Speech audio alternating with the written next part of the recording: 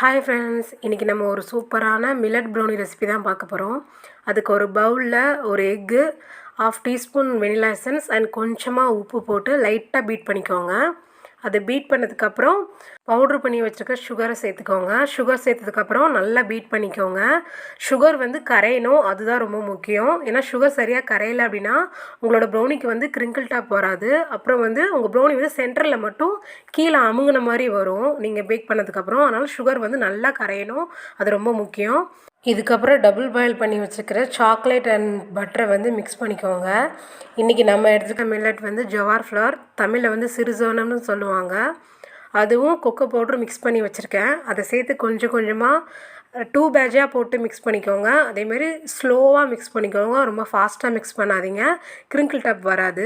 உங்களுக்கு இதே ரெசிபி வந்து எக்லெஸ் வெர்ஷனில் வேணும் அப்படின்னா அந்த வீடியோவோட லிங்க்கையும் கீழே கொடுத்துருக்கேன், செக் அவுட் பண்ணி பார்த்துக்கோங்க.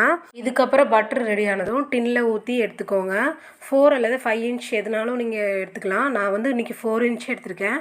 பட்டர் ஊற்றின உடனே ஏர் பபிள்ஸை ரிலீஸ் பண்ணி விடுங்க.